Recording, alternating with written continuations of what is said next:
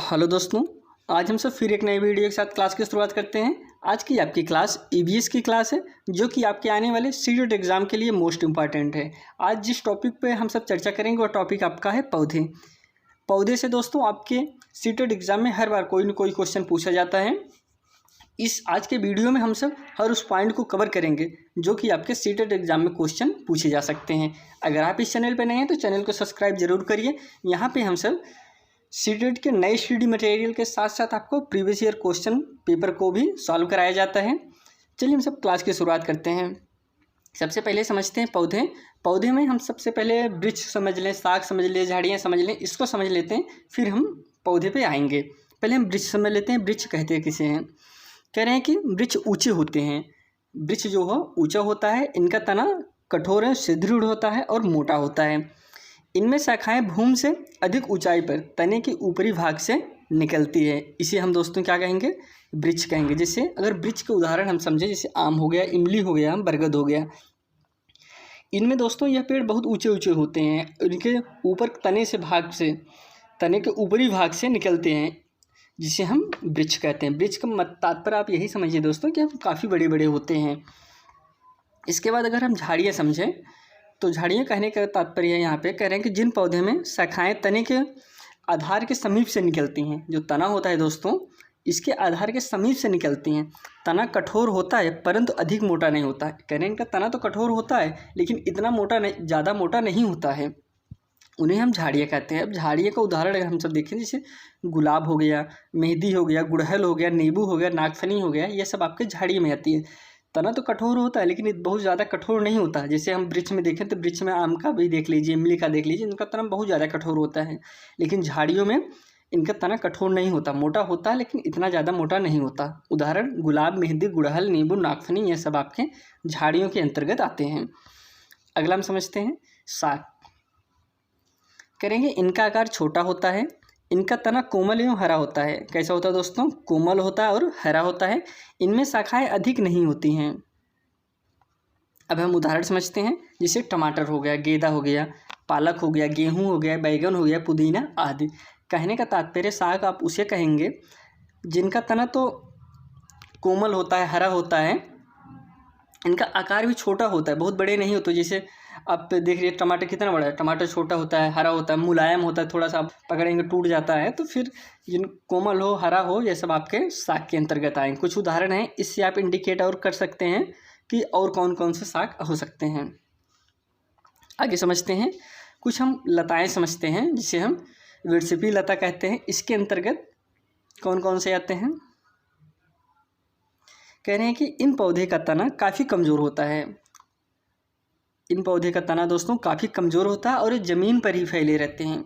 इनका तना इतना कमज़ोर होता है कि जैसे अभी हम साग में देखें तो इन थोड़ा मजबूत होता है, ऊपर तक चले जाते हैं, ज़्यादा बड़े नहीं तो ऊपर हो जाते हैं। लेकिन जो आपका लता होता है, वर्षपी लता होता है, वह इतना कमज़ोर होता है कि ज़मीन छोड़ नहीं पाता, बस ज़मीन पर ही रहता है। अब जैसे कुछ उदाहरण समझते हैं, जैसे लौकी हो गया, तरबूज हो गया, कद्दू हो गया, ये सब आपके इसके अंतर्गत आएंगे, क्योंकि ये सिर्फ ज़मीन पे रहते हैं, कहीं चढ़ के नहीं, किसी थोड़ा ऊपर चढ़ के नहीं फिरते हैं, ये ज़मीन पर ही फिरते हैं। फिर आरोही लता हम समझते हैं। कह रहे हैं कि इन पौधे का तना कमज़ोर होता है लेकिन ये किसी पेड़ या अन्य किसी का सहारा लेकर उस पर आसानी से चढ़ जाते हैं। अब कहने का तात्पर्य है कि इनका जो है तना कमज़ोर तो होता है, लेकिन अगर इन्हें किसी का सहारा मिल जाए, सहारा मिलने के बाद उस पर चढ़ के फल देते हैं। जैसे मटर हो गया, खीरा हो गया, अंगूर हो गया, यहाँ पे केला है, केला हो गया, करेला हो गया, यह सब आपके आरोही लता के अंतर्गत आते हैं। चलिए हम आगे समझते हैं। हम कुछ जड़ समझ लेते हैं। एक होता है मूसला जड़ दोस्तों। मूसला जड़ अगर हम सब बात करें, कह रहे थे इसमें एक मुख्य जड़ और उससे ही अन्य जड़ निकलती हैं। इसमें दोस्तों एक मुख्य जड़ होती है, उसी से ही दोस्तों अन्य जड़ निकलती हैं और ये ज़मीन के अंदर तक फैली रहती हैं। कहाँ तक दोस्तों? ज़मीन के अंदर तक फैली रहती हैं, ज़मीन अंदर तक जाती हैं। अभी तक हम सब जो पढ़ रहे हैं दोस्तों, वह है कि पहले हम पेड़ के बारे में, पौधे के बारे में कुछ जान रहे हैं, फिर अभी इसके बाद जो आपके सिलेबस के अकॉर्डिंग है, जैसे आपके खिजड़ी पौधा हो गया, निपंथेसिस हो गया, इसके बारे में तो आगे चर्चा करते हैं। लेकिन इसको जानने से पहले हम सब पौधे के बारे में कुछ भूमिका समझ लेंगे तो फिर हम अच्छे से समझ सकते हैं। उदाहरण अगर हम समझें, जैसे चना हो गया, चुकंदर, गाजर, आम, सरसों, मूली, यह सब आपके मूसला जड़ के उदाहरण हैं। एक होता है दोस्तों झगड़ा जड़। अब नाम से इसे कंफर्म हो जा रहा है कि झगड़ा जड़ चारों तरफ फैली रहती हैं, ज़्यादा बड़ी नहीं होती, थोड़ा सा ज़मीन के अंदर होती हैं, लेकिन ये चारों तरफ फैली रहती हैं। इसे हम क्या कहते हैं दोस्तों? झगड़ा जड़ कहते हैं। जैसे कैसे? इस प्रकार की जड़ें ज़मीन में ज़्यादा गहराई तक नहीं जाती हैं और ये ज़मीन के चारों तरफ फैली रहती हैं, जैसे धान, गेहूँ, मक्का, प्याज आदि। ये सब आपके दोस्तों झगड़ा जड़ के उदाहरण हैं। कि देखिए अभी प्याज आप देखेंगे ज़्यादा ज़मीन में उसकी जड़ ज़्यादा दूर नहीं रहती, लेकिन जहाँ तक जाती है चारों तरफ फैली रहती हैं। इसी को हम दोस्तों झगड़ा जड़ कहते हैं। अब हम कुछ सब्जियों पे चर्चा कर लेते हैं। जैसे कुछ सब्जियां विदेश से आने, देखिए इस टॉपिक से आपके क्वेश्चन एग्जाम में पूछते हैं, कोई न कोई क्वेश्चन आपका जरूर आएगा कि कौन सब्जियां कहाँ से आई है। पहले हम विदेश से आने वाली सब्जियों की बात करते हैं। जैसे कह रहे हैं हरी मिर्च, टमाटर, आलू, ये दोस्तों साउथ अमेरिका से आया है। हरी मिर्च, टमाटर, आलू, ये सब आपके कहाँ से आए हैं? साउथ अमेरिका से आए हैं।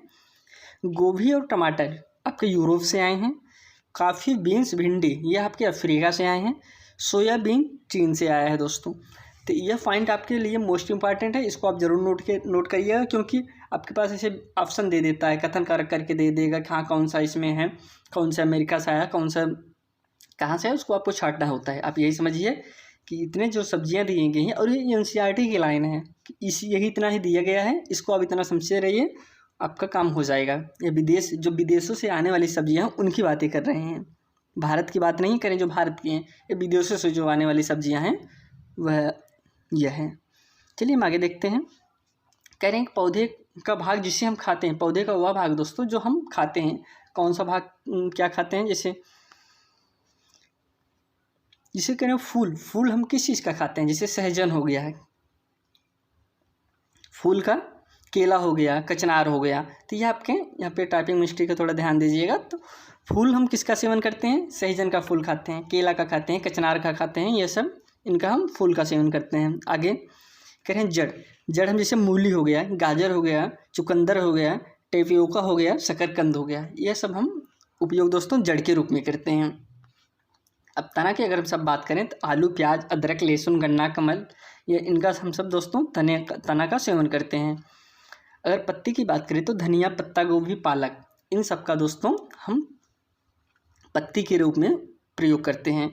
अब बीज की अगर हम सब बात करें, चना, बाजरा, सरसों, गेहूँ, मटर, ये सब दोस्तों इनका सेवन हम सब बीज के रूप में करते हैं। यहाँ तो हो गया पौधे के बाद जो हम पौधे को किस रूप में खाते हैं उसकी। चलिए हम आगे समझते हैं। कुछ हम रबी की फसल समझ लेते हैं, रबी, खरीफ, जायद, उसके बाद हम पौधे पे आ जाते हैं। करें कि यह फसल अक्टूबर नवंबर में बोई जाती है। किस माह में दोस्तों? अक्टूबर नवंबर में बोई जाती है और मार्च अप्रैल में काटी जाती है। जैसे गेहूँ, जौ, चना, मटर, सरसों, आलू, राई, यह दोस्तों रबी की फसल के अंतर्गत आते हैं, जिसे हम अक्टूबर नवंबर में बोते हैं और मार्च अप्रैल में काटते हैं। कुछ उदाहरण हैं, आगे समझते हैं। खरीफ की फसल कह रहे हैं कि यह फसल जून जुलाई में बोई जाती है। किस माह में दोस्तों? जून जुलाई में बोई जाती है और नवंबर दिसंबर में काटी जाती है। जैसे धान हो गया, गन्ना हो गया, तिलहन हो गया, कपास हो गया, मक्का हो गया, तिल हो गया, ज्वार, बाजरा। अभी दोस्तों जैसे इसकी बुआई होने वाली है जून जुलाई में, तो यह इन सबको पानी की भी आवश्यकता ज़्यादा होती है, क्योंकि जुलाई में बारिश ज़्यादा होती है, तो फिर बारिश की वजह से यह सारी फसलें इनको पानी की भी आवश्यकता ज़्यादा होती है। जैसे धान हो गया दोस्तों, ये सब पानी की आवश्यकता ज़्यादा होती है, इसलिए हम खरीफ की फसल के श्रेणी में रखते हैं। जून जुलाई में बोई जाएगी, नवंबर दिसंबर में काटी जाएगी। आगे हम समझते हैं जायद की फसलें। कह रहे हैं कि मार्च से अप्रैल के मध्य बोई जाती हैं। किस माह में दोस्तों? मार्च से अप्रैल के मध्य बोई जाती हैं और जून जुलाई में काटी जाती हैं। मतलब इस समय कटाई हो रही है या फिर हो गई होगी। तो इसके अंतर्गत दोस्तों सब्जियां आती हैं। जैसे सब्जियां में मक्का, सब्जियां जो हो गई वो हो गया मक्का हो गया, खरबूज हो गया, तरबूज हो गया, अरबी, ककड़ी, भिंडी, ये सब आपके जायद फसल के अंतर्गत आते हैं। कुछ नकदी फसल है दोस्तों, इसको हम समझते हैं। वह फसल जो व्यापार के उद्देश्य से किसानों द्वारा की जाती हैं, जैसे कपास, तंबाकू, जूट, ये सब दोस्तों नकदी जो आपका गन्ना है दोस्तों, इसको ध्यान दीजिए, गन्ना आपके नकदी फसल के अंतर्गत आएगा। अभी आपने देखा इसको हमने खरीफ के फसल में भी रखा था, लेकिन ये आपके नकदी फसल में भी आएंगे। ऐसा नहीं जो इसमें आ जाएंगे इसमें नहीं आएंगे, ये नहीं, इस गन्ना को हम नकदी फसल के अंतर्गत रखते हैं। कपास को नकदी, तंबाकू, जूट, यह सब का आपके नकदी फसल के अंतर्गत आते हैं। कुछ हम इम्पॉर्टेंट पॉइंट समझते हैं। कह रहे हैं कि भारत का उर्वरक उत्पादन में विश्व में तीसरा स्थान है दोस्तों। उर्वरक उत्पादन में कौन सा स्थान है? तीसरा स्थान है। फल उत्पादन में भारत का दोस्तों दूसरा स्थान है।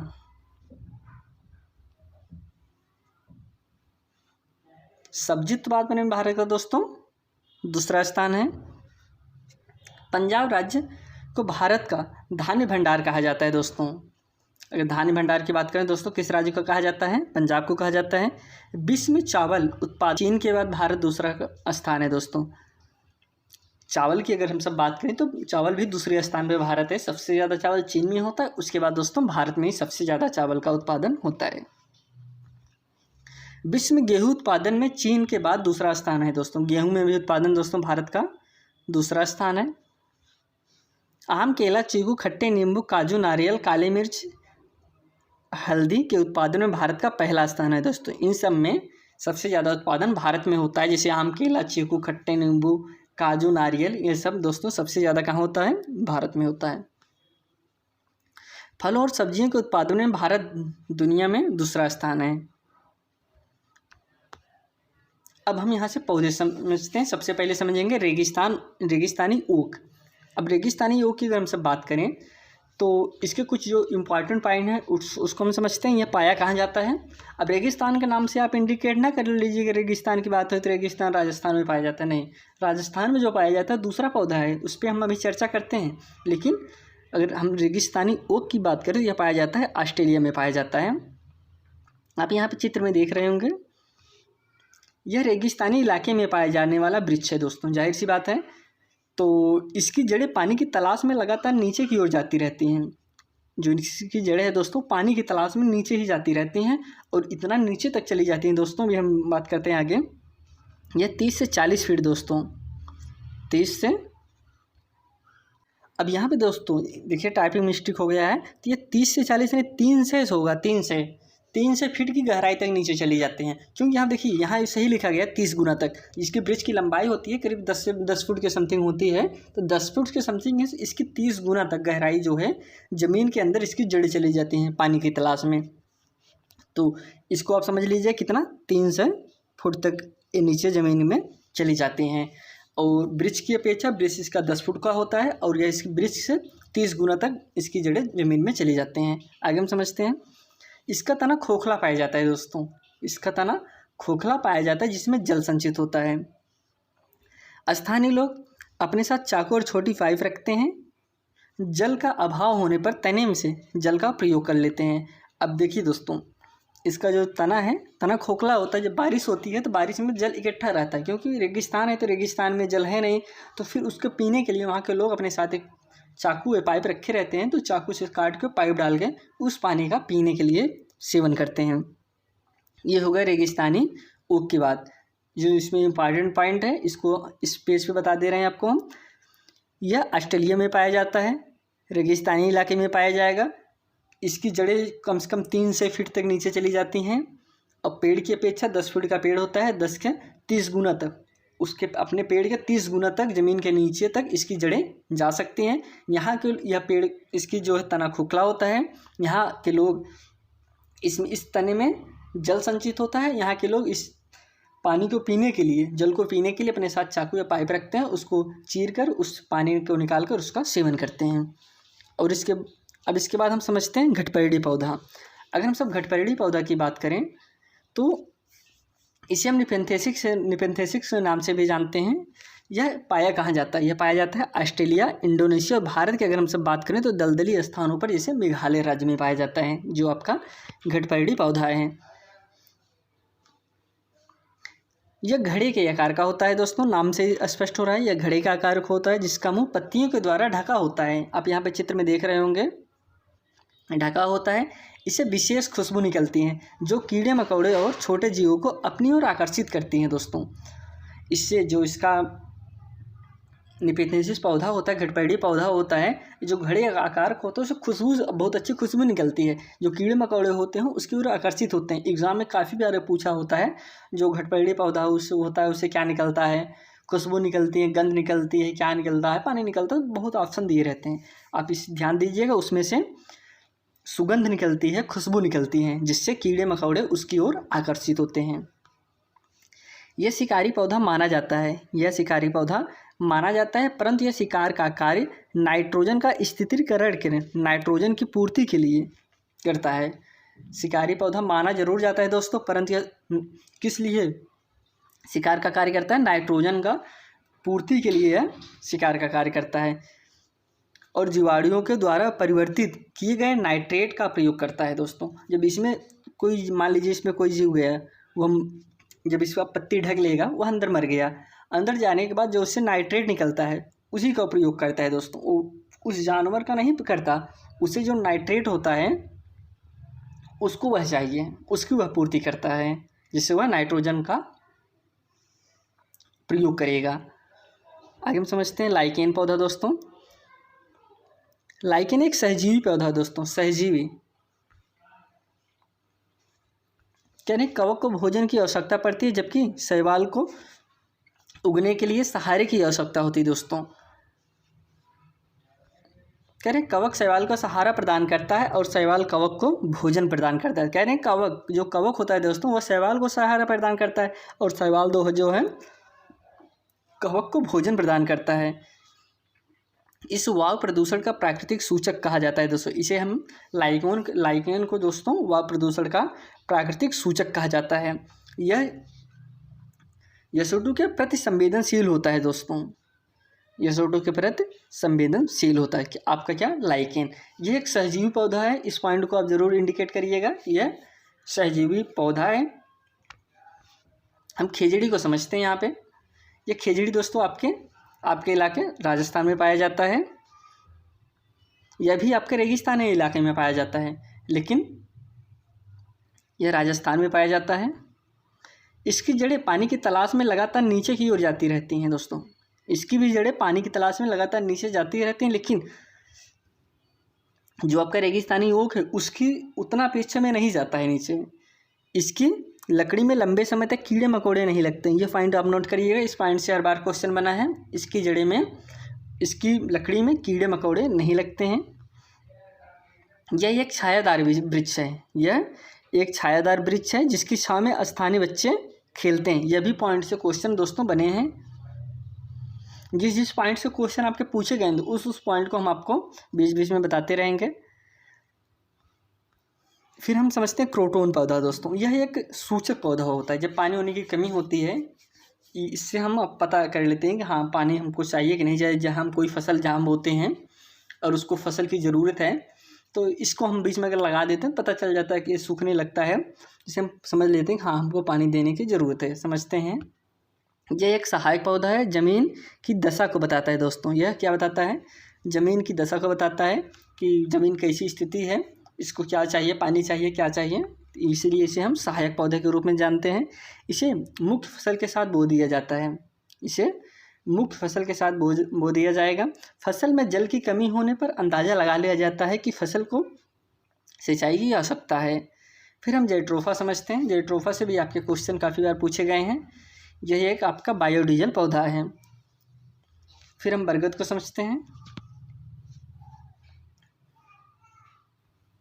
कह रहे हैं कि यह एक विशाल काय का वृक्ष होता है। बरगद आपका एक विशाल काय का वृक्ष है। इसकी शाखाओं से जड़ें लटकती रहती हैं, जिसे हम क्या कहते हैं दोस्तों, अस्तम जड़ कहते हैं। जो आपके जड़ें लटकती रहती हैं, इसका नाम दोस्तों आपका अस्तम जड़ के नाम से जानते हैं।